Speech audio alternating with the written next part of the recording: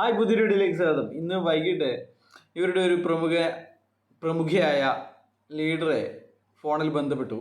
അപ്പോൾ അവർ പറഞ്ഞ ചില കാര്യങ്ങളാണ് ഈ വീഡിയോയിലൂടെ പങ്കുവെക്കുന്നത്.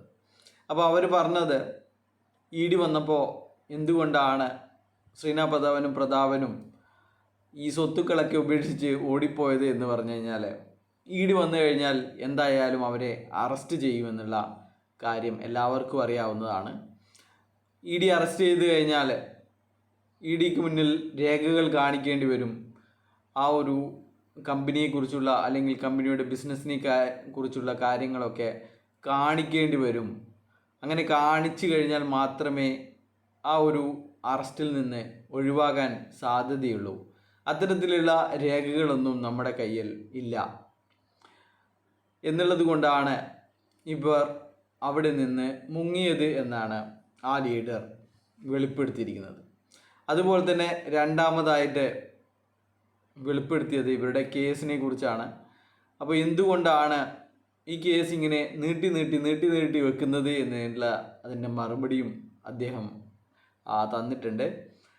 അവർ പറഞ്ഞത്, നമ്മൾ വാദിക്കാൻ നിന്ന് കഴിഞ്ഞാൽ ആ വാദം അവിടെ പരാജയപ്പെടുകയും നമുക്ക് കേസ് വീണ്ടും പിൻവലിച്ചോടേണ്ടി വരുന്ന അവസ്ഥയുണ്ടാവുകയും ചെയ്യും.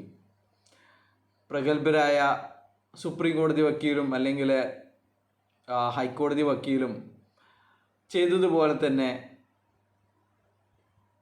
നമ്മൾ നൽകിയ കേസ് പിൻവലിക്കേണ്ട അവസ്ഥയുണ്ടാവും എന്നുള്ള തിരിച്ചറിവിൻ്റെ അടിസ്ഥാനത്തിലാണ് എല്ലാം അറിയുന്ന വക്കീൽ, നമ്മളെക്കാട്ടിൻ കൂടുതൽ കാര്യങ്ങൾ അറിയുന്ന വക്കീൽ ആ കേസ് ഇങ്ങനെ നീട്ടി വെക്കുന്നത് എന്നുള്ള കാര്യം ആ ലീഡർ നമ്മളോട് പങ്കുവച്ചിരിക്കുകയാണ്. അപ്പോൾ ഈ ലീഡർ ആരാണ് എന്ന് നിങ്ങൾക്കറിയാം. ഈ ലീഡർ എന്ന് പറയുന്നത് ഈ ഒരു കമ്പനിയെ ഉയർത്തെഴുന്നേൽപ്പിക്കാൻ വേണ്ടി നടക്കുന്ന ഒരു ലീഡറാണ്. അപ്പോൾ കൂടുതൽ വിവരങ്ങൾ ഈ ലീഡറുടെ വോയിസ് റെക്കോർഡ് വേണമെങ്കിൽ പങ്കുവെക്കാവുന്നതേ ഉള്ളൂ. ആർക്കെങ്കിലും സംശയമുണ്ടെങ്കിൽ നമ്പറും ഷെയർ ചെയ്യാവുന്നതേ ഉള്ളൂ. അപ്പോൾ ലീഡർമാർ ഇങ്ങനെയാണ് പറയുന്നത്.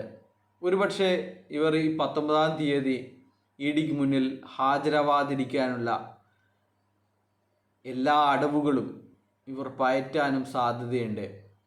അങ്ങനെ പോയി കഴിഞ്ഞാൽ ഇവിടെ കമ്പനി അതോടുകൂടി പൂട്ടിക്കെട്ടിയ കമ്പനിയുടെ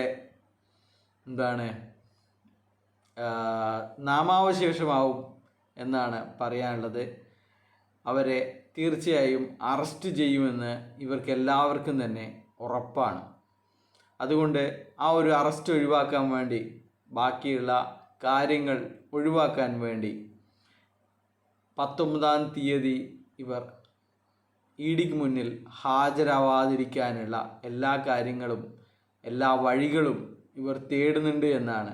അതിനുവേണ്ടി നാളെ ഇവർ വക്കീലിനെ പോയി ചെന്ന് കാണുന്നുണ്ട് എന്നാണ് പറയുന്നത്.